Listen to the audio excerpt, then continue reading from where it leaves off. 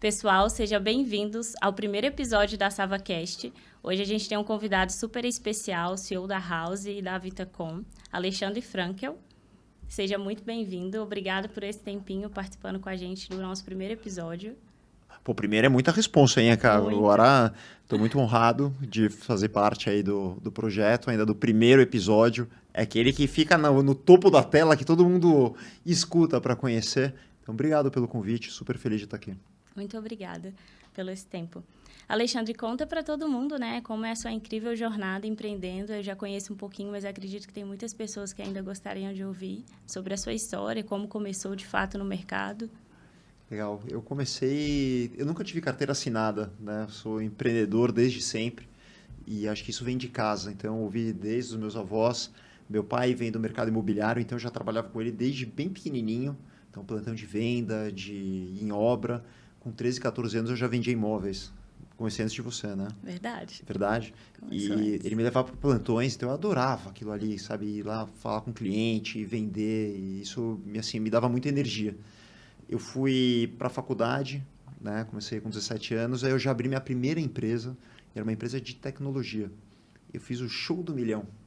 Então, algumas pessoas do teu podcast vão reconhecer, Sim. as um pouquinho mais velhas, que era o show do Silvio Santos. Ele fazia um show que foi um grande sucesso na época, Sim. e a gente fez a versão digital.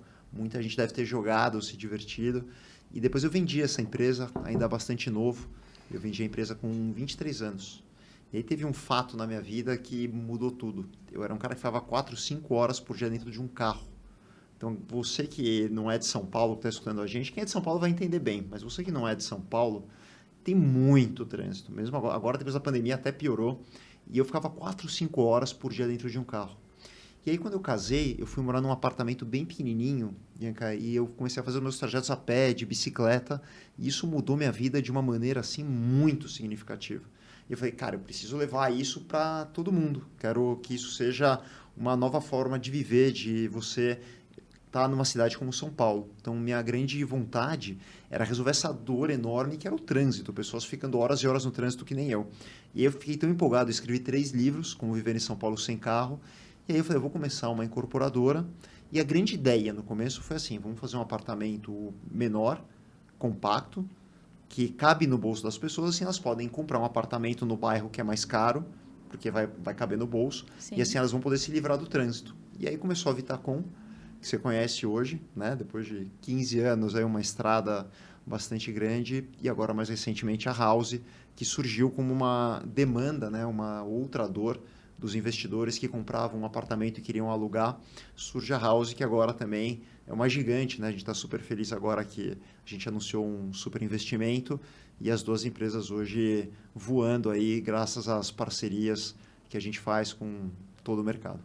Eu fiquei muito feliz até de saber que a Celomital, né, acabou de investir com vocês também, que é uma Conhece? empresa. Conheço. Ah, que legal. Super, eles são parceirões, viraram investidores agora da companhia, então a gente almeja aí uma série de ações. Eles são de BH, né? São de BH. É, eu sei, eles São bem fortes lá. São bem fortes? São. Que bom, que bom. Eu vi a notícia essa semana quando vocês publicaram.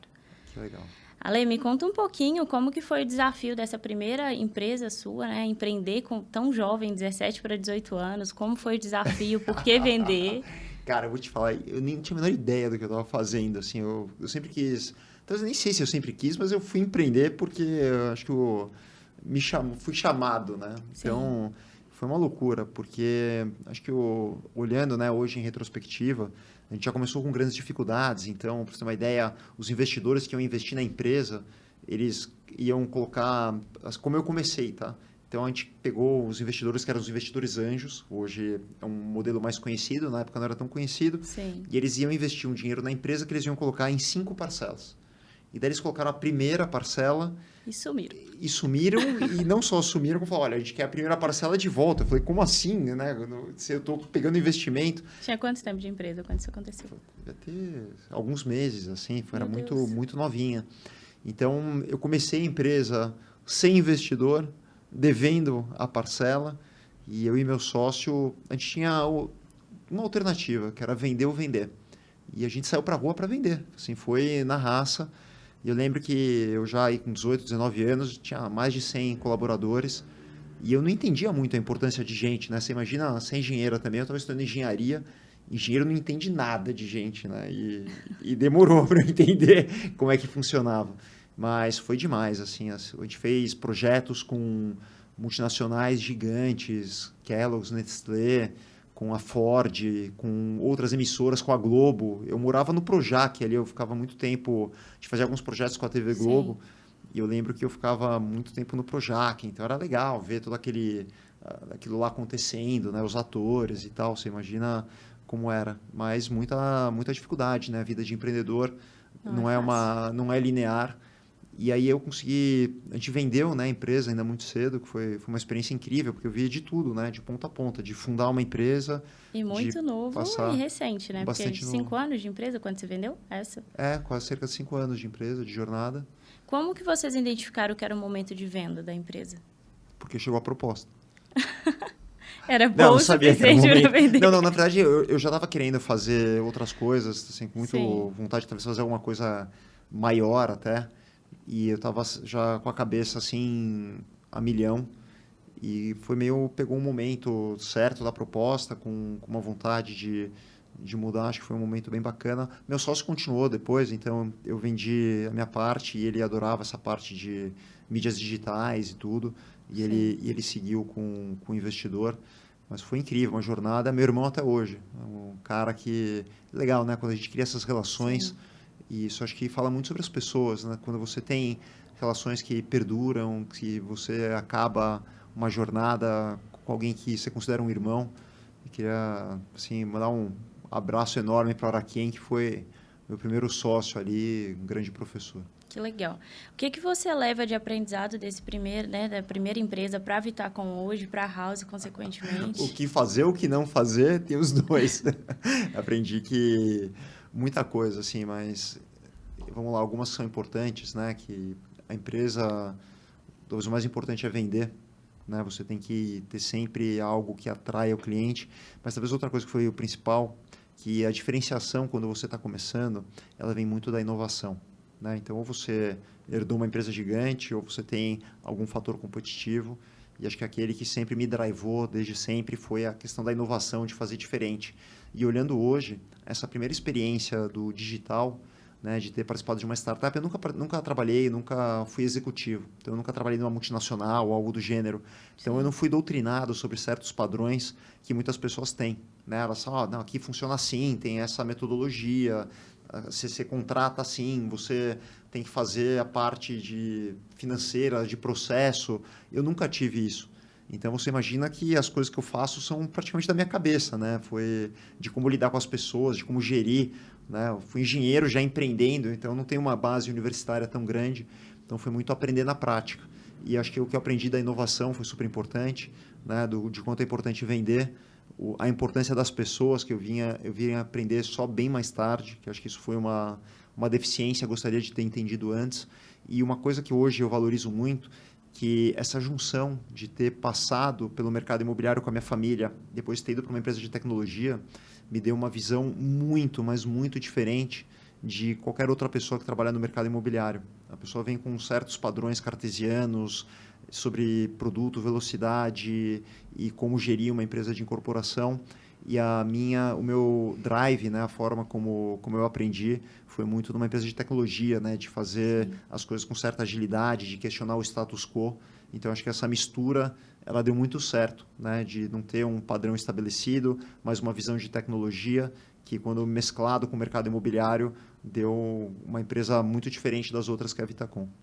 Me conta um pouquinho como que, de fato, depois que você passou por essa experiência de ficar muitas horas no trânsito, morar num apartamento pequeno, como que foi esse estalo, assim, tenho que compartilhar com a sociedade, preciso trazer isso para mais pessoas? Acho que o empreendedor ele tem isso nato. Quando ele tem uma experiência ou algo que transforma a vida dele, ele já tem quase que uma ação imediata de querer tornar isso algo de grande impacto para a sociedade, e geralmente através de um negócio, né? Então acho que isso foi bastante natural de pegar aquela experiência que mudou a minha vida de uma forma muito importante e falar, cara, aqui temos um negócio que pode fazer a diferença para o mundo. E essa foi sempre a visão. E o começo não é fácil. Galera, compartilhando aqui com vocês, acho que muita gente do mercado imobiliário vai escutar aqui o podcast. E todo mundo acha que às vezes a gente conta a história, né? Tudo muito romântico. Às vezes a gente lê uma matéria lá, captou 1 milhão para cá, bilhão e lançou não sei quantos prédios. Mas a verdade é que é duro, né? Você fazer as coisas acontecerem. Então eu lembro que quando eu fui começar a Vitacom, eu ia captar dinheiro de investidores, né? Para poder crescer a empresa. E isso vem desde a origem da companhia, né? Muitos desses Sim. investidores que entraram antes do primeiro prédio continuam com a gente até hoje, fazendo negócios, o que é muito legal. Mas eu lembro que eu ia com uma pastinha. Tem um bairro aqui que chama Bom Retiro. Você conhece? Conheço. Conhece nada. Conheço. Mineira conhece o Bom Retiro? Conheço. Você já foi lá? Já.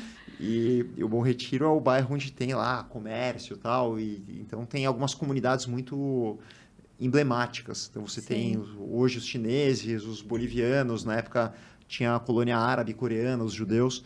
E eu lembro que eu pegava uma pastinha embaixo do braço e ia lá, de porta em porta, um ia apresentando o outro, e eu ia vender para investidores o meu primeiro prédio no bairro do Bom Retiro. O famoso modelo da pastinha debaixo do braço. Famoso modelo da pastinha embaixo do braço, literalmente. E você sabe que eu precisava de uma imagem para vender do meu primeiro prédio, que era um prédio ali na Vila Olímpia. E daí não tinha imagem, né? Então, eu não lembro, eu contratei tipo um freelancer assim, Sim. que ele fez uma primeira imagem, que era um projeto nada a ver com aquele que eu ia esse é vender, real. mas era a imagem que eu tinha. Eu lembro, eu tenho guardado até hoje esse papel. E ele tinha um coqueiro assim gigante na frente do prédio, parecia mais um coqueiro que o prédio. E com aquela imagem eu ia visitar os investidores e eu lembro que fazia negócio. Eu ia lá, captava o cara comprava uns apartamentos e tal. E hoje eu vejo muito, né? Quantas e quantas vezes eu escuto, né, corretores, executivos, não, que a agência não fez o render e que não sei o que do arquiteto. Eu falei, irmão, põe a pastinha embaixo do braço, né? Hoje põe a imagem no WhatsApp e vende, cara. Vai É que para as rede pessoas estão social. muito acostumadas com o mundo digital, mas ainda não entenderam que nem é só o digital por trás, né? Tem toda uma estratégia ali que eu vejo que é bom, obviamente, o uso da tecnologia, mas ao mesmo tempo, principalmente para a área de vendas, às vezes deixa a pessoa meio no conforto, assim, né? É. Principalmente o ramo que a gente está, imobiliário em si. A gente veio de uma mudança de pessoas também, eu acredito que você já tem muito mais essa visão do que eu. Que você pegar o corretor antigo e pegar o corretor de hoje, exemplos são os executivos da Vitacom, é todo mundo fora da curva do padrão de corretor, né? O time incrível, isso é cultura. Então a gente Sim. tem a cultura de trazer os melhores e quem entra acaba sendo completamente absorvido pelo sistema e ou ele se dá muito bem, né, um cara que é diferenciado, ou geralmente ele sai da empresa muito rápido, porque assim a cultura é muito forte. Mas sim, tem o lado digital, que a maioria hoje, né, eu tenho rodado muito o Brasil. O ano passado eu fui para 70 cidades. Que isso. Rodar por causa da House. E aí eu percebo assim, todas as cidades que eu fui, os melhores em performance, em vendas, é a galera que está dominando o digital, tá? Sem exceção. Mas o que eu queria me referir é que, pessoal, assim, sabe o que tem que fazer para vender? Me conte. Levantar a bunda da cadeira e fazer a coisa acontecer. Porque a galera fica esperando, fica dependendo. Desculpa você vai ter sempre, mas... Nunca é o melhor momento. E, não, além disso, correto. E tem outro ponto que é o seguinte: vai lá e faça. O pessoal fica esperando, pensando, sempre vai ter uma desculpa. E ao invés de pegar e executar, sabe? Pega uma imagem, escreve um texto bonito. Hoje tem inteligência artificial que te ajuda em todas as funções. E qualquer um pode, hoje tem as redes sociais. Qualquer um virou uma potência, virou uma mídia. Verdade. Né? E acho que ainda falta um pouco dessa, sabe, essa força de vontade de ir para cima, mas quem tem se dá muito bem, né, no mercado imobiliário. Isso talvez é um dos mercados que permitem o maior crescimento de todos. Isso é bonito de ver. E para complementar, nada me dá mais assim prazer em olhar do que uma venda bem feita. Vem cá, quando eu vou num plantão e eu vejo a arte, né? Você tem assim, o jogador de futebol, ele joga futebol, o pintor faz os quadros e o bom vendedor, ele é um artista da venda. O cara faz aquela venda sabe, com aquela maestria, ele conduz o cliente. Cara, assim, eu fico até arrepiado de uma das coisas mais bonitas é ver uma venda bem executada, um cara que é profissional, sabe? Que você vê, cada passo é estudado. Eu acho uma arte maravilhosa. O que explica para o pessoal de casa, que muita gente não sabe, qual que é a diferença entre a Vitacom e a House? Muita gente confunde, acha que são as mesmas empresas. Não, são totalmente separadas, né? Elas têm Sim. estruturas diferentes. Então, vamos lá, vamos explicar. A Vitacom é uma incorporadora. Então, para quem não é muito do mercado imobiliário, até para quem é, a incorporadora é quem faz o projeto imobiliário. Ela é quase como se fosse o fabricante do produto. Então, ela vai lá, ela escolhe o terreno, compra o terreno, monta o projeto. Algumas constroem, outras não. Mas ela coordena vendas, ela coordena o fluxo de pagamento, ela atende o cliente. Ela é responsável por fazer o projeto imobiliário. Ela é a pessoa jurídica por trás do projeto imobiliário. E aí o que acontece? Na Vitacom, a gente começou a vender os apartamentos compactos, imaginando que o comprador era um usuário, uma pessoa jovem, um executivo. Sim. E ao longo do tempo, a gente foi aprendendo que o comprador, na verdade, é um investidor. E esse virou o melhor produto que existe para investidores. Aliás, hoje o que a Vitacom almeja ser, e eu acredito que já é no Brasil, é a melhor empresa para investimentos imobiliários que existe no mundo. Né? Essa é a nossa grande visão de entregar o melhor para o investidor. Então, quem compra esse apartamento, na verdade, é um investidor e não um morador final. Só que o que acontece? Essa pessoa comprava um apartamento, ela recebia o apartamento, aí ela tinha que se virar sozinha para alugar, para mobiliar. E tipo, uau, o cara é um dentista, muitas vezes, é um advogado, é um médico, ele não tem a menor ideia do que fazer. Você identificou uma dor e fundou a E House. daí eu identifiquei essa dor, a segunda, né? Pela terceira vez, na verdade. E daí eu comecei a House. Foi um movimento muito bacana, porque a gente pegou 2, 3 colaboradores da Vitacom e a gente entendeu assim, olha, a gente pode fazer um negócio que é só para a Vitacom, para atender os nossos investidores, ou a gente pode fazer um negócio que amanhã pode ficar maior do que a própria Vitacom, que pode crescer para o mundo inteiro, né, provendo essa solução. Não só o aluguel em si, mas colocar serviços, né, digitalizar a moradia. Sim. E aí a gente começa, nós vamos, alguns colaboradores, para um apartamento de 20 metros quadrados, operar o apartamento de um investidor no Airbnb. Eu lembro até hoje eu carregando colchão para a gente fazer a nossa primeira locação. E assim começou a House, foi na raça mesmo. E hoje está uma gigante, né? Ela tá monstruosa, então tem sido uma jornada incrível, uma empresa que é muito diferente, né? As culturas, né? O que uma Sim. indústria, mercado imobiliário, uma empresa digital, uma PropTech é bastante diferente. Então são culturas totalmente baseadas em dados, a tecnologia impera, a área de tecnologia ela é proeminente na empresa, você tem toda aí uma parte bem diferente, que aí eu remeto à minha primeira empresa, que era uma empresa de tecnologia, juntando com tudo que eu aprendi na Vitacom de mercado imobiliário, daí deu esse blend, né? essa mistura, que hoje é a House, que tá sendo uma jornada maravilhosa. Como que você lida com os desafios e como que, né, terceira empresa, a House hoje, como que ela, de fato, as experiências nas outras empresas agregou no seu mercado hoje? O que você enxerga, por exemplo, você falou que não sabia lidar com pessoas na primeira e que agora domina, você implantou uma cultura. Como que você consegue hoje enxergar as melhorias ao longo dessas três empresas? Eu dou exemplo. Uau. Então, acho que talvez o melhor... Eu faço o que eu amo, vou a campo, participo, e acho que isso talvez seja a melhor de todas as atribuições, né, para implementar uma cultura forte. É quando as pessoas que estão liderando aquela instituição, elas fazem pelo exemplo. E a gente, na Vitacom nem se fala, já está instituído, né? Você pega, eu já não estou como CEO da companhia, estou como presidente do conselho, mas você vê que a cultura, né, os valores, eles imperam. E na House hoje a gente tem um grupo de líderes em que a cultura é muito forte. Assim, eu nunca vi nada Falando em tão forte. cultura, eu acompanho, vejo que vocês são totalmente ligados a esporte. Como que você vê que isso impacta tanto na empresa, na cultura em si, que eu vejo que todo mundo acaba acompanhando, né? Não são todos, mas é um lifestyle que vocês levam até nos projetos da Vitacom, né? É tudo, né? Acho que é legal você ver quando as pessoas estão tão compradas, né? Vira realmente quase que uma forma, você falou, um lifestyle, né? Uma forma, Sim. um estilo de vida, a forma de se vestir, talvez a cultura, né? O trabalho duro, a honestidade, o amor pelo esporte, consideração às outras pessoas. Então, acho que isso tudo faz parte de como é criado e as pessoas vão se identificando. Então, a gente vai atraindo pessoas que pensam como a gente e essa cultura vai solidificando. E quando uma pessoa entra, ela já é totalmente embebida. O esporte, há muitos anos, para mim é algo essencial, faz parte da minha vida. E eu vejo que isso dissemina também na companhia. Acho que é algo bem legal aí da gente ver um hábito bacana que cria Sim. resiliência, que ele fala muito sobre a pessoa, né? Disciplina, resiliência, uma preocupação com uma vida mais saudável. Então, tudo isso eu acho muito bacana. Quando eu entrevisto, eu gosto muito de saber que as pessoas têm algum tipo, não precisa ser esporte, mas algum hobby que muitas vezes é levado a sério. Você vê que a pessoa ela tem um poder de concentração, de dedicação, de ser centrada em algo. Isso é muito bom. Você até falou isso de característica quando você entrevista. Qual que é o principal fator que você leva em consideração quando você quer trazer alguém para o seu time hoje? Sangue no olho. É a principal característica? Vontade de crescer. O resto é resto.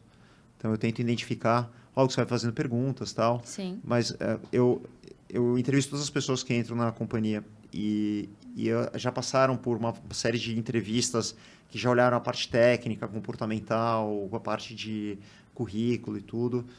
Muitas vezes eu nem olho o que a pessoa se formou, é olho no olho, o que motiva aquela pessoa, se ela tem força de vontade, como é que é o drive daquela pessoa, por que ela vai realmente entrar de cabeça. E daí quando eu sinto aquele brilho, daí essa pessoa é a pessoa certa. O resto a gente ensina. Eu prefiro muito mais uma pessoa que tem força de vontade, brilho no olho e vontade de crescer, do que pegar o cara que foi o primeiro da classe com as melhores notas. É isso. A parte técnica é ensinável, né? Totalmente. Tem algumas coisas que não. É. Como que foi esse processo de implantação de cultura? Veio, assim, de você, mas como que você conseguiu implantar de fato com que todo mundo comprasse? Porque eu vejo que hoje é muito difícil, principalmente em algumas empresas, você implantar a sua visão. Às vezes alguma pessoa não vai comprar, tem uma certa resistência da galera. Como que você enxerga isso hoje para Só implantar? tem um jeito. Trabalhando duro. Mas Muito. o processo em si, para implantar, Não tem processo. foi com... É falar, é estar junto com as pessoas, estar no campo de batalha, conversar, pregar insanamente, fazer de fato, né? Não adianta só falar. Sim. E isso vai virando cultura. A forma como você cobra, quem você contrata, quem você demite, os comportamentos que você aceita. Então é no dia a dia. Né? Então não adianta você ir para academia, ficar 24 horas malhando, você não vai ficar forte. Você tem que ir todo dia, durante muito tempo, que aí você vai ver resultados. Então a cultura é a mesma coisa. Não adianta você pegar e botar todo mundo botar num fim de semana, fazer uma imersão Sim. falando de cultura, não vai adiantar nada. É o que você faz todos os dias, como você pratica. Então não tem outra forma de fazer e principalmente executar aquilo que é falado. Né? As ações elas contam infinitamente mais do que aquilo que está na parede. Então isso é outra verdade. E vale muito a pena. No fim, a empresa é composta pelas pessoas e pela cultura. Sim. Qual que é o maior desafio sendo empresário no Brasil hoje? Talvez não tenha mais. Bom, pessoal, o Brasil é muito volátil. É um país que tem muitos desafios. A coisa muda.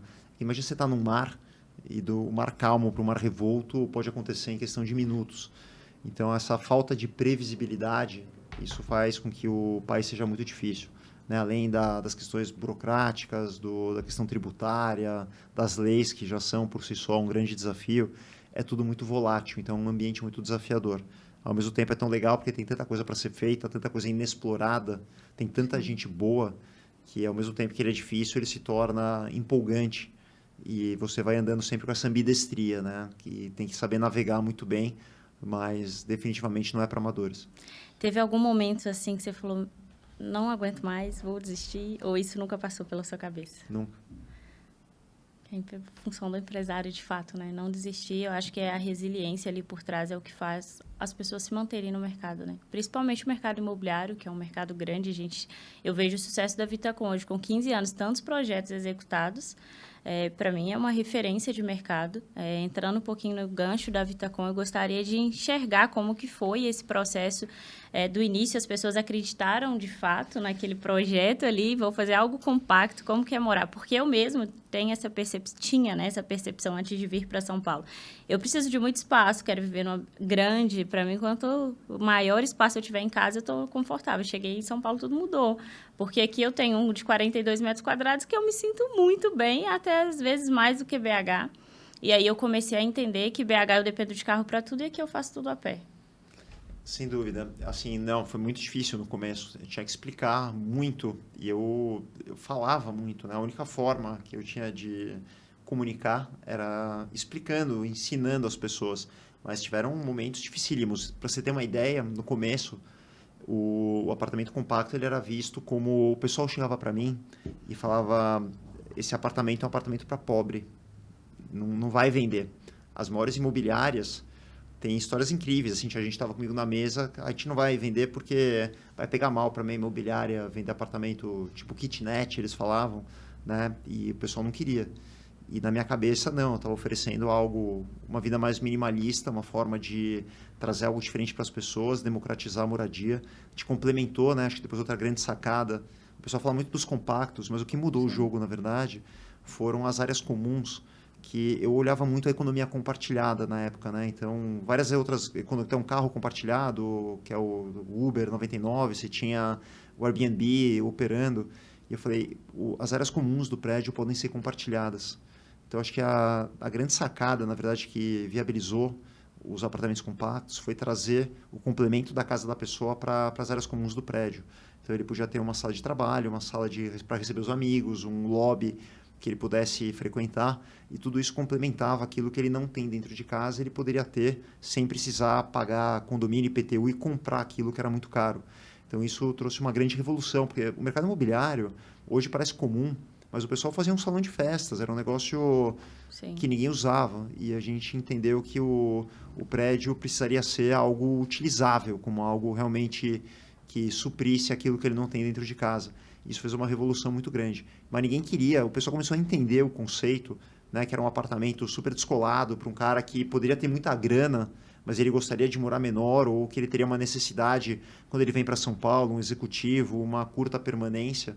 O pessoal começou a entender isso depois do 25º prédio. Demorou até entender, até os corretores comprarem a ideia, até os bancos quererem financiar, não queriam financiar também no começo, então foi bem difícil. Então, essa resiliência do começo para você passar a arrebentação, ela é muito importante também. O pessoal fala muito da resiliência, né, depois do andar da carruagem, altos e baixos da economia, mas a resiliência no começo, a maior parte das empresas, elas deixam de existir nos primeiros anos de vida, porque as pessoas não têm a resiliência necessária, ou talvez não tenham a paixão necessária pela ideia e pelo negócio para continuarem. E acho que podem ter pessoas que são tão resilientes como eu, mas eu não conheço ninguém que é mais resiliente. Assim, não desisto, cara. Quando eu estou focado e eu acredito na ideia com paixão, eu sou imparável. Tem que ter amor e coragem, né, para empreender hoje. Senão os desafios ficam pelo meio do caminho ali e muitos acabam desistindo, porque realmente não é fácil. Qual que foi o momento da Vita com um projeto que você fala assim, foi muito desafiador? Um projeto que você fala assim, meu Deus. Assim, desafiador foram vários, mas tem algumas histórias emblemáticas. A gente comprou um projeto, um terreno, que ele não tinha muita vocação, estava um momento super difícil de economia, na época da Dilma e tal. E daí eu chamei o time e falei, olha, a gente vai fazer o menor apartamento já feito no Brasil. Os caras ficaram me olhando assim, né? A gente tinha feito acho que 14 metros, alguma coisa assim. Eu falei, eu quero fazer abaixo de 10. E daí ninguém levou muito a sério, né? E esse era um terreno meio que não tinha, ele não ia dar muito bom ali, já era meio nítido. E daí quando a gente fez esse apartamento, que ele tinha menos de 10 metros quadrados, ele foi um buzz, assim, primeiro foi um sucesso de vendas incrível, e um sucesso até hoje, porque na época as pessoas pagavam mais ou menos 90 mil reais o apartamento, hoje ele dá líquido de locação quase 3 mil por mês. Então o pessoal está fazendo mais de 3% ao mês de rentabilidade. Mas foi incrível. Então esse é um caso emblemático. Teve um outro que foi o primeiro projeto feito na Avenida Rebouças, né? Ninguém também acreditava que a Avenida Rebouças aqui em São Paulo, que é uma avenida super movimentada, e também estava num momento de economia super difícil, ele foi um prédio da virada, assim, foi o primeiro prédio lançado quando ninguém estava lançando, estava o mercado todo torto, e também foi o primeiro numa região nova.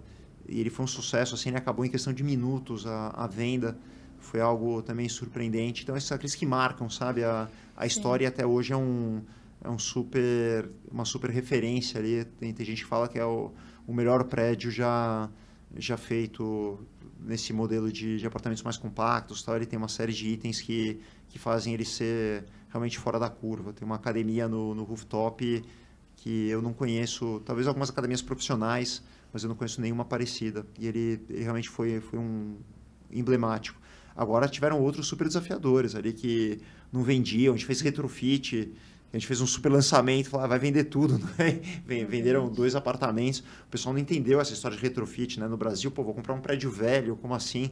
Hoje já está mais difundido, né? Lá fora nem se fala, mas também foi super desafiador, alguns que nem sempre a gente acerta. O importante é você ter, isso é legal, porque a gente vai errar muito, né, na jornada empreendedora, e provavelmente o número de erros vai ser muito maior, mas o volume dos acertos, né, o que eles representam, eles têm que ser maior do que os erros, e você só vai conseguir acertar errando muito. Então isso é muito importante, mas cuida para que os acertos sejam maiores, e aí você vai prosperar. Como que você lida com os processos de sustentabilidade nos projetos? Como que você pensa nisso hoje? A gente pensa, acho que tem um certo playbook, né, uma forma de se pensar, mas para mim o mais importante sempre foi que o que a gente propõe para a sociedade no nosso business core, naquilo que a gente efetivamente faz, isso tem que ser sustentável. Então, para mim, o máximo da sustentabilidade é quando o que você faz. Então, a gente, nos empreendimentos, para a gente é uma prioridade a mobilidade, as pessoas não emitirem gases porque elas não precisam usar o carro. É você fazer um prédio mais eficiente, que você gasta menos recursos porque vai menos gente trabalhar, ele tem uma eficiência maior, ele gera mais tempo, gera mais saúde, consome menos recursos do Estado. Porque eu vejo muita empresa, né, que, por exemplo, o cara trabalha com combustível fóssil e vai lá e sustenta os golfinhos de tal lugar. É legal, óbvio que todo mundo quer sustentar os golfinhos, mas existe quase que uma compensação. Quer dizer, eu faço mal de um lado do meu negócio e eu tento compensar de outro. E eu acredito que o máximo da sustentabilidade é quando o teu próprio negócio, aquilo que você faz na essência, isso é sustentável pela sua própria natureza. Qual é uma dica para os investidores que querem começar a investir com a Vitacom, com a House, né? Seguir essa trajetória aí. Qual que é o primeiro caminho para acreditar de fato no projeto? Falar com você. Boa. Assim, a Vitacom, desde o começo, né? Hoje a gente já fez negócio com fundos muito grandes, com fundos soberanos, né? Que são os maiores fundos do mundo, do Oriente Médio, dos Estados Unidos. Mas a gente sempre tem um carinho muito grande da origem da empresa quando eu comecei, que a gente sempre teve os investidores, pessoas físicas, como algo muito importante para a gente, do relacionamento, da parte da estrutura da companhia. E a gente continua até hoje. A gente chama de uma área chamada de private, que a gente se relaciona com investidores que são investidores mais qualificados, que entram com a gente desde o comecinho do projeto. Então, a gente abre um pedaço pequeno do projeto para acomodar esses investidores. É uma forma da empresa ela capitalizar também, é um negócio de muito capital intensivo, em que nós ganhamos porque a gente faz essa parceria.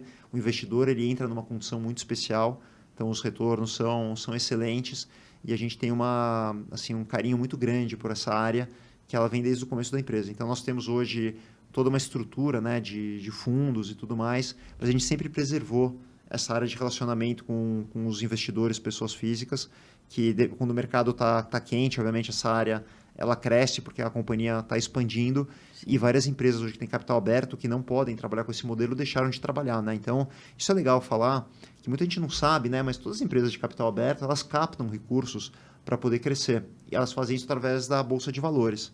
Então, eles têm um movimento que chama follow-on, né, que eles emitem ações, eles vendem uma parte da empresa, que são ações da empresa, para poder captar dinheiro, para poder comprar terreno, para fazer novos projetos e assim por diante. Então, elas fazem isso constantemente. Nós, que somos uma empresa de capital fechado, o nosso follow-on, né, a nossa operação, que seria equivalente da Bolsa, nós vendemos uma parte dos projetos para os investidores. Então, é uma forma de investir direto num projeto que traz super retornos e é a forma como a Vitacom faz e por excelência ou por experiência, ela faz isso muito bem. Né? E a gente tem um orgulho, nos dá muita satisfação. Sabe, nas reuniões de conselho, uma das coisas que a gente mais fala é o sucesso que a gente trouxe para os nossos investidores. Isso está muito no sangue da empresa, sabe, na forma de pensar. E acho que uma das coisas que mais nos dão satisfação como empresários, né, a família, é poder trazer junto essas pessoas que acreditam com a gente desde o começo dos projetos. E é muito bacana, quando você vence e ganha junto, é muito melhor do que ganhar sozinho. A House já tem, né? Já está listada na Bolsa. Quando que vem a Vitacom? A IPO da Vitacom. Sabe que a gente pondera fazer uma abertura de capital, mas está indo tão bem o modelo que a gente criou de fazer esses investimentos privados, da gente ter essa liberdade de não ter... Porque a Bolsa te dá uma série de implicações do ponto de vista de limitações, você tem que fazer uma série de exigências da CVM. Então, a gente tem o melhor dos dois mundos, né? A gente tem a agilidade de uma empresa privada, a gente tem a estrutura de capital equivalente hoje, né? As auditorias, a parte de quem hoje audita a nossa empresa são as mesmas empresas, né? Que a gente chama de Big Four, que auditam as maiores empresas do mercado de ações que estão na B3. Então, a gente consegue ter o melhor dos dois mundos. Uma empresa que tem uma governança super bem feita, toda uma parte de auditorias, de como ela é estruturada do ponto de vista financeiro, e ao mesmo tempo a gente preserva a agilidade e os investimentos privados. Então, hoje, teria que valer muito a pena fazer uma abertura de capital, porque a gente está realmente numa posição que nos diferencia, que nós temos o melhor do mundo das empresas de capital aberto e o melhor dos mundos de uma empresa ágil de capital fechado. Talvez não seja o momento de abrir capital, mas sempre é algo que está no nosso radar como uma possibilidade. Ai, que bom. Meus investidores podem ficar tranquilos por enquanto. Tem private para todo mundo, Tem então private ainda. para todo mundo, por enquanto, sim. Quais são as tendências e tecnologias que vocês querem trazer para a House esse ano? Aquela do robô para entregar a comida. Você viu que legal? Ei. Incrível, né? Incrível. Para quem não viu, depois se der para passar aqui, não sei se você consegue inserir a imagem, mas se não der, depois entra no YouTube. A gente tem um robô que, por exemplo, você pediu um iFood, tá? Você está no teu apartamento, tranquilo ali, de pijama. Puta, tem que descer para ir pegar a comida. Então tem um robozinho que a pessoa da recepção, ela coloca o número do apartamento, isso lá no térreo do prédio, e ela coloca dentro a encomenda. O robozinho, ele fecha a portinha, ele vai até o elevador, ele chama, o elevador é integrado com o robô. É muito louco. Você vê o vídeo, você fala, não pode ser que existe. Alguém deve estar apertando o botão abaixado ali. Mas não, ele comunica com o elevador, daí ele entra no elevador, sobe, ele leva até o apartamento, ele manda uma mensagem para a pessoa que pediu, a pessoa abre a porta do apartamento, pega, a porta está de pijama, porque é só o robô mesmo, não tem câmera, nada. Só o robô. Total privacidade. Daí você pega a comida, daí a hora que você fecha a portinha, o robô vai de volta para o elevador, chama, volta para o térreo e estaciona do lado da recepção. Não é incrível, incrível, é muito legal. Mas o que eu enxergo, tá? Isso é muito importante. Pessoal, muito se discute sobre o tamanho dos apartamentos, né? Qual a próxima tendência, vão ser apartamentos grandes, pequenos, fachada de um jeito, de outro jeito. A próxima revolução do mercado imobiliário é uma revolução digital. E muito pouca gente está vendo isso. Né? Quando a gente fala de uma revolução digital, a mesma coisa que aconteceu, por exemplo, você pega um telefone celular, tá? Que ele era um celular analógico, ele virou um smartphone.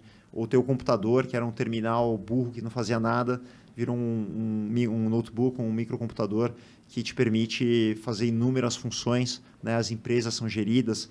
Com o mercado imobiliário vai ser exatamente a mesma coisa. Só que ao invés do hardware telefone, a gente está falando do hardware prédio. E a gente está vendo uma revolução digital que da mesma forma que isso aqui hoje isso aqui é uma câmera fotográfica, um GPS, sim, é o lugar onde a gente se comunica, a HP12, a calculadora está aqui. Da mesma forma que isso aqui hoje é um aparelho multifuncional, o nosso prédio vai ser um equipamento multifuncional. Então, ele passa a ser a nossa lavanderia, ele passa a ser o lugar onde a gente se locomove, tem mobilidade, então carro compartilhado, bicicleta compartilhada, moto compartilhada, lugar onde a gente se alimenta, lugar onde a gente tem conectividade, onde a gente compra desde um vinho até uma cerveja, você tem farmácia. Então, o prédio ele passa a ter uma conotação, uma multifuncionalidade que transforma a vida das pessoas da mesma forma que isso aqui transformou. E é isso que a House faz, ela é o software do mercado imobiliário, e a gente transforma os prédios, né, a moradia, em um verdadeiro shopping center de serviços, de produtos. E aí a gente está fazendo isso no Brasil inteiro, aí numa transformação muito bacana. Falando nisso, que vocês estão levando a House nível Brasil, como que é a galera ter esse primeiro contato com tantos serviços dentro de um prédio? Que assim, é incrível, né? Você tem tudo. Você não precisa sair de casa para nada, você consegue trabalhar, ter qualidade de vida, estar com a família, aproveitar tudo ali, tecnologia. Como que é o primeiro impacto de pessoas? A gente sabe que tem mercados que são mais resistentes, estados que, né, têm um impacto ali de cara. Como as pessoas não acreditam muito, né? No começo, assim, parece ser bom demais. Olha que legal, Ianca. Quando a gente coloca o produto do AppSpaces, né? Então, você tem assim, algumas vantagens que isso traz muita comodidade, muita praticidade para o morador. Sim. Então, ele não precisa sair de casa, ele tem tudo à mão e é mais barato. Então, ele compra todos os produtos que ele compra, o que ele consome lá dentro. Pode ser desde uma manutenção de alguma coisa que ele precisa no apartamento, pode ser uma limpeza, pode ser uma lavagem de carro, pode ser uma cerveja, pode ser uma refeição, alugar um carro por assinatura. Então, são hoje mais de 200 serviços que operam. Então, mais barato, mais praticidade. E o que é mais legal, toda vez que ela consome, que a pessoa consome algum produto, uma parte do valor que foi gasto, ele retorna para o condomínio. Então, você não paga nada, é tudo de graça, tá? Quem paga a instalação, os produtos, são as indústrias. Então, a Ambev paga a geladeira de cerveja, por exemplo, a Magalu, os eletrodomésticos, a Localiza põe o carro e por aí vai. Então, ninguém investe nada, você só paga aquilo que você consumir e ainda paga mais barato. E daí tudo que é usado, né, tudo que é consumido, uma parte retorna para o condomínio e o condomínio fica mais barato. Você imagina, tudo que eu consumo pagando mais barato e de forma mais prática, eu ainda pago menos condomínio. Então as pessoas falam, não, é bom demais, não pode ser. E daí eles veem isso funcionando, né? Um robozinho, eles ficam maravilhados. Então é incrível. Ontem eu estava em Navegantes, né, em Santa Catarina, que é uma cidade relativamente pequena, tem Sim. menos de 100 mil habitantes. E a gente lançou um prédio, para você ter uma ideia, o prédio vendeu foi o recorde de velocidade de vendas da história da cidade. Vendeu em 3 meses um prédio grande inteiro. Nunca foi feito isso parecido na cidade, né? O prédio, geralmente eles acabam o prédio com um monte de estoque e tal. E virou um case incrível. Ali até o prefeito estava fascinado. As pessoas entenderam, né, o poder do que isso traria de diferenciação, de rentabilidade. Então é incrível, assim, é uma jornada... A gente está em 125 cidades hoje, então Sim. você imagina que a gente está em todas as capitais e cidades de 40 mil habitantes, 50 mil habitantes, mas quando as pessoas entendem, não tem como voltar, né? O mercado começa a se tornar obsoleto. Eu vou comprar um telefone que não conecta na internet ou vou ter um smartphone que muda a minha vida? Então a gente faz aí essa diferenciação muito grande. Como que você lida quando as pessoas não acreditam no projeto, com os primeiros nãos, quando vão se apresentar à House? Ou ainda não aconteceu? Vários. Eu levo não de tudo que é lado o dia inteiro. Primeiro, quanto mais não, mais empolgado eu fico. Acho que isso faz parte da resiliência, né? Talvez eu sou uma das pessoas que mais tomaram não na vida. E quanto mais não, mais forte eu vou para cima. Então acho que isso é uma característica. E outra coisa que acho que a grande solução, né, quando você está inovando, criando algo muito disruptivo, é você se tornar inevitável. Então, as pessoas podem olhar, criticar, falar, olha, não vai dar certo, mas em algum momento, por ser tão bom e a sociedade entender e querer aquilo, você passa a ser inevitável.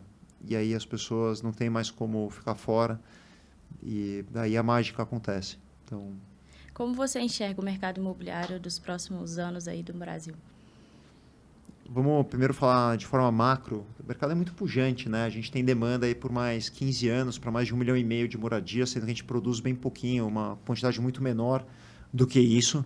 Então, tem países que não têm demanda, a população está decrescendo e, ao contrário, o Brasil ainda tem um crescimento projetado gigantesco. Então, mercado pujante, mercado que tem demanda. Agora, no médio prazo, a gente tem uma economia super promissora, um ciclo se iniciando agora, né? Agora um momento de entrada de ciclo que vai começar a ter mais valorização, juros mais baixos. Então, eu estou muito otimista. Eu acho que o mercado imobiliário no Brasil ele tem tudo para performar muito bem e olhando como longo prazo, assim, é praticamente inquestionável. Você pode ter alguns solavancos, mas quem está olhando, olha, eu quero construir patrimônio, quero segurança patrimonial, quero ter rentabilidade de longo prazo, não existe outro ativo melhor, não existe outro investimento melhor do que o mercado imobiliário, que ele reúne as características de rentabilidade, de valorização e de também proteção patrimonial, né? A gente não cansa de falar isso, Sim. mas grandes fortunas foram feitas e preservadas através do mercado imobiliário. Como que você enxerga o futuro da Vitacom nos próximos 5 anos? Vitacom não para de crescer, né? Uma empresa que hoje é um sinônimo. Sabe que eu viajo o Brasil todo e eu escuto, por exemplo, eu estava em João Pessoa, lugares assim, até bem distantes, né? Que não tem nenhuma relação direta com São Paulo. E eu escuto, esse apartamento é tipo um Vitacom no plantão. Então se tornou um sinônimo de uma categoria de produto, né? Um compacto com serviços, bom para rentabilidade. Ele acabou se tornando um sinônimo de uma categoria. Então acho que isso são poucas marcas, né, no mundo de vários setores que conseguem uma Gillette, ou empresas que conseguem ter essa conotação. E eu acredito que a gente conseguiu atingir esse patamar. Fora isso, uma empresa gerida de forma brilhante pelo Ariel, uma empresa que cresce ano a ano, que tem aí muitas qualidades e eu vejo ela não para de expandir, mas ela tem muito foco, né? Uma empresa que ela atua em São Paulo, Sim. ela não sai de São Paulo, que obviamente representa quase 40% do mercado nacional, então é muito grande, é um mercado que tem muita liquidez, muito grande, muita rentabilidade, onde as tendências acontecem. Então é muito legal poder também participar, né, de um mercado tão pujante como esse. Então, o Vitacom eu vejo como um futuro brilhante aí, sempre inovando, né, trazendo... Agora vai ter uma surpresa bem legal aí na safra desse ano. Tenho certeza que os nossos investidores e clientes vão adorar. Conta pra gente um pouquinho do spoiler. Não posso. Temos 2 bi de Vão ter que falar com projetos aí você pra depois. frente, né? Esse é um ano de crescimento. A gente enxerga aí um poder de expansão, está super aquecido. Desde que os juros começaram a cair no fim do ano passado, eu diria que a quantidade de investidores quadriplicou. Então, eu te falei, né, a gente abre um pedaço pequeno do prédio para investidores qualificados que compõem a nossa carteira e a gente tem feito alguns eventos para apresentar para o público. Normalmente, essa parte que a gente abre acaba no próprio dia do evento, né? Então, você vê que o mercado está super demandado e o mercado também dos compradores que vão a varejo, né, que vão no plantão. Sim, realmente está um momento espetacular, tem uma demanda reprimida, então acho que é um ano de crescimento, de muita valorização. São Paulo está muito barato, né? Sabia? Para todo mundo que conhece de fato o mercado, sim, algumas pessoas ainda que não conhecem têm essa resistência, mas nada que dados, né, apresentados não quebrem. Porque, assim, historicamente, São Paulo sempre foi o dobro, mais ou menos, das cidades menores. Sim. E hoje eu vejo tem uma diferença muito pequena. Então, o São Paulo ainda não acompanhou o grau de valorização dos outros imóveis, talvez pela mudança de zoneamento e outros fatores, mas eu acredito que São Paulo ainda tem um potencial de crescimento, né? É muito dinheiro fluindo, né? Todas as sedes de todas as grandes empresas, as multinacionais, os bancos, os escritórios de advocacia, tudo acaba passando por aqui. Então você tem muita gente, uma confluência muito grande de pessoas, muita liquidez, muito capital fluindo. Eu acho que tem um potencial de valorização muito grande. Então estou muito otimista também, falando um pouquinho de Vitacom, que São Paulo tem esse poder. A gente anunciou uma parceria super bacana com o pessoal do G4, que também faz toda a diferença, né? Que os alunos e as empresas de todos os alunos que representam um universo gigantesco, talvez hoje a empresa mais proeminente, né, do mercado de educação executiva, a gente vai ter a Vitacom como base nessa parceria, tanto para o prédio focado nos alunos, quanto para os outros prédios do portfólio. Então, existe uma demanda praticamente infinita aí para ocupar os prédios nessa parceria. Então, além de ser um super produto focado em investimento, focado em valorização, você ainda tem essa demanda garantida desse universo G4, o que é muito bacana. Qual conselho você dá para quem ainda tem resistência em investir em São Paulo? Eu não vejo como ter resistência para investir em São Paulo. O pessoal pode falar, olha, eu prefiro ter no lugar onde eu moro, mas não dá para ignorar que é o lugar onde você tem sempre mais liquidez. A gente não pode esquecer que é legal, o imóvel é perfeito, mas pode ser que um dia você precise vender. Né? Então, sim, você tem um lugar que tem muito dinheiro fluindo, é muita riqueza concentrada. Então, você sempre vai ter mais liquidez quando você precisar vender. As taxas de aluguel, de retorno, são muito altas, né? Pela procura, pelo poder de renda, pelo poder aquisitivo das pessoas. Geralmente é uma praça que entrega muito resultado. Então, a pessoa pode falar, olha, eu prefiro ter na minha cidade, mas não dá para negar que São Paulo, por características muito próprias, hoje é o centro de até do hemisfério sul, mas vamos colocar aqui da América Latina, e acho que tem que estar no portfólio de todo mundo. Então, eu posso ter um apartamento na minha cidade local para investir, posso ter um apartamento que é meio lazer, meio investimento, né? No litoral, por exemplo, no campo, mas São Paulo, eu diria que é obrigatório, numa diversificação patrimonial, você ter alguma coisa alocada aqui, porque com certeza é um ativo que entrega liquidez, entrega valorização bem acima da média. Falando em liquidez, durante a pandemia, muitos investidores, né, estavam sem saída, se viam num momento de incerteza. Como que vocês lidaram com isso em relação às pessoas que precisavam dessa liquidez? Foi aí que surgiu o eBay, né, da Vitacom, mas eu acho incrível também essa questão da Vitacom unir com a House, entrega todas as demandas para o investidor, para ele não se preocupar. Mas como que foi esse cenário para vocês terem que lidar com o estoque também? Legal. Então, o iBuyer surgiu realmente na pandemia. Teve gente que se apertou, né? Então, os negócios, restaurantes, entretenimento, você imagina que muita gente ficou sem receita. E alguns deles precisavam vender o seu ativo, né? Não gostariam, mas na época da necessidade. Então, a gente criou uma área chamada iBuyer, que ela ajuda os nossos investidores, quando eles querem comercializar, vender, trocar o ativo por outro, maior, menor, outra localização, a gente ajuda ele a vender e ter liquidez. E foi super bem aceito, né? As pessoas adoraram, falaram, o cara não me abandona, mesmo querendo vender, e ele não tendo nenhum interesse nisso, porque o dinheiro vai para o investidor, obviamente, e a gente ajuda os nossos investidores a performarem. Então foi algo muito bacana e que continua até hoje. Então nós estamos sempre do lado do investidor, né? Eu te comentei, a nossa missão é ser a melhor empresa para investimentos do mundo. Então se revender o apartamento significa ser a melhor empresa, nós vamos fazer. Mesmo que contra os nossos interesses, de não vender um novo que é meu, eu vou vender um apartamento que pertence a um investidor, mas a gente vai estar prestando um serviço para ele. A House, ela acompanha o investidor na jornada depois que o apartamento ficar pronto, então para ele ter rentabilidade, administração, a decoração. Então, dá muito trabalho decorar um apartamento, né? São mais de 100 SKUs, são mais de 100 mercadorias, você imagina ter que comprar, falar com mão de obra, com instalador, com várias empresas. A gente entrega pronto, em menos de 45 dias, o apartamento pronto, na mão do investidor, pronto para rentabilizar. E isso a gente tira uma dor muito grande dele, né? De ter que, imagina, só para ligar, para instalar a internet ali, você ficar pendurado na musiquinha Sim. alguns dias ali até conseguir que alguém venha instalar. E a gente resolve essa dor do investidor. Então, o nosso negócio é estar sempre junto, maximizando e potencializando a rentabilidade e atendendo às necessidades, como é o caso da revenda, principalmente no momento que ele precisa. Vou ser um pouquinho política aqui. Pode falar. Como que tem essa diferença, principalmente dos clientes do private, que a gente tem uma rentabilidade por trás que a gente entrega para os investidores, a diferença, de fato, dos clientes que conseguem entrar no private da Vitacom e outras incorporadoras não conseguem fazer? Qual que é o sucesso da Vitacom em manter isso há tanto tempo? É o nosso modelo de negócios, né? Estava te comentando que a gente origina muito bem, então nós temos aí uma equipe excepcional. O Ariel se dedica muito a essa originação, de conseguir comprar os melhores terrenos, de trazer condições muito boas. A empresa ela tem a escala, né, para conseguir fazer projetos e com valores diferenciados.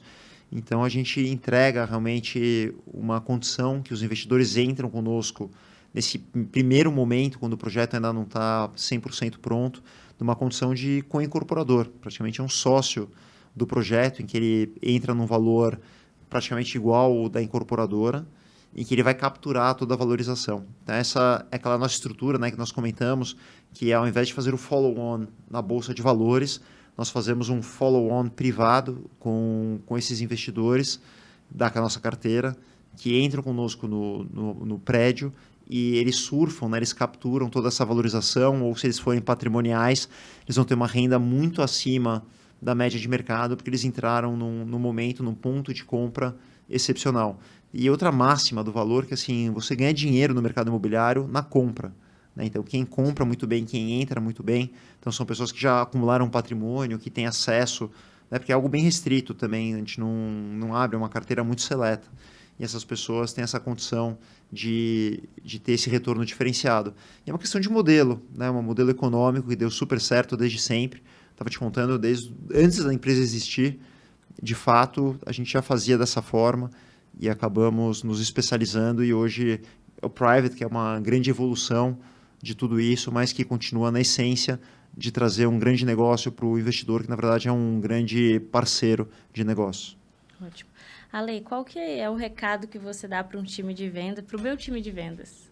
Para o teu time de vendas, são vários, né? Mas acho que o primeiro é sempre ter paixão pelo negócio. Você tem que acreditar e ter uma paixão sobrenatural por aquilo que você está vendendo. Acho que cliente sabe, né, quando você acredita, quando você está falando de algo que toca a alma.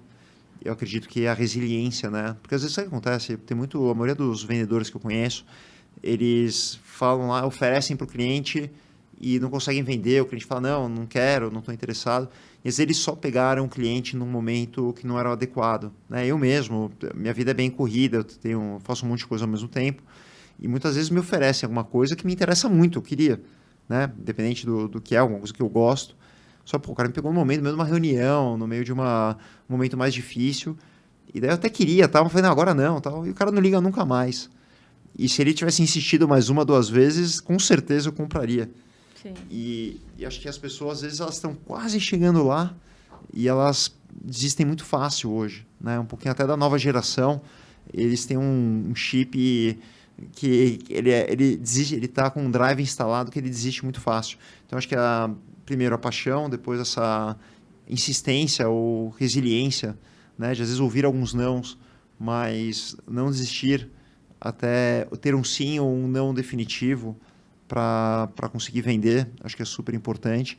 E hoje tem que conhecer muito, né? Não adianta, eu acredito muito que o time de vendas é igual um bom advogado, um bom médico, que ele tem boas características, ele gera muito valor na vida daquele usuário, daquele investidor. Então não pode ser só aquele cara que oferta, que enche o saco no WhatsApp, tem que ser alguém que vai trazer a melhor condição, que vai explicar, que vai poder fazer um cálculo, que vai oferecer a melhor condição, o melhor projeto. Isso tudo é muito importante. Isso vem com estudo, com conhecimento, ir a campo, né, aprender, participar de uma série de eventos, de treinamentos. E aí o profissional do mercado imobiliário, ao invés de um simples SDR que fica fazendo somente ofertas, ele passa a ser um profissional que agrega valor, que tem conhecimento, e aí ele faz toda a diferença. Então, esses 3 pilares eu considero fundamentais. Qual livro você leu e que recomenda para a área de vendas? Uau, foram tantos. Eu leio muito, eu adoro vender. Nossa, de vendas... Se eu pensar agora, eu acho que tem algumas biografias que trouxeram vários insights sobre a área comercial. Eu li agora a biografia do Elon Musk, que ela me surpreendeu bastante, assim, da forma como ele pensa, dessa inovação, da forma como ele vendeu, né? Às vezes ele vendeu o carro, ele nem sabia muito como ele ia entregar, e ele foi trabalhando, a paixão das pessoas pela marca é muito legal. Então, eu me inspiro muito em biografias. Talvez não é o máximo para vendas. Tem um que chama Receita Previsível. Já li esse livro. Puta, é fantástico esse livro, porque esse é um que eu super recomendo, tá? Que ele ensina as pessoas a como fazerem as vendas de uma forma em que exista uma previsibilidade, a forma como você tem que ofertar, preparar o teu funil para que você consiga ter a coisa de uma forma mais estável, né? Que você não tem aquele altos e baixos, que foi na sorte. Tem muitas técnicas ali. E tem um livrinho que eu acho super legal, que ele fala um pouco sobre inovação, sobre como se preparar, que é Quem Mexeu no Meu Queijo. O título em português, você já leu? Não.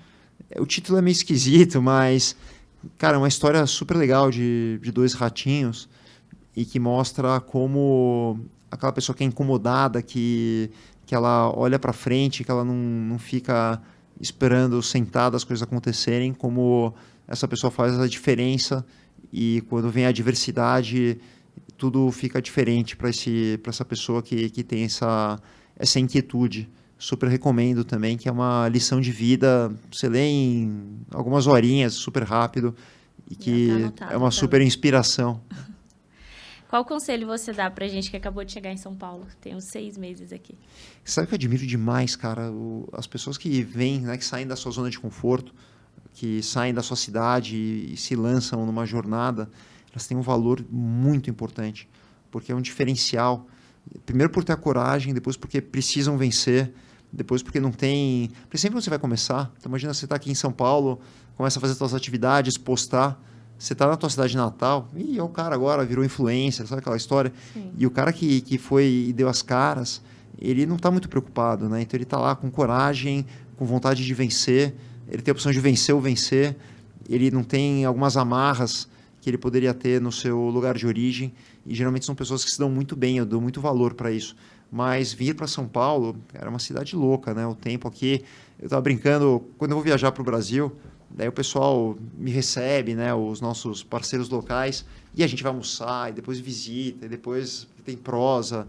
Cara, aqui em São Paulo, você vai para uma reunião, vamos lá, o que você tem para falar? 10 minutos, não tem mais o que falar, valeu, obrigado, é mais acelerado, né? As coisas acontecem, Sim. Então tem que ter esse dinamismo. Então as pessoas que realmente têm uma ambição no bom sentido, que querem fazer coisas grandes, que têm um anseio profissional, querem fazer um impacto, que é uma cidade que oferece tudo isso, né?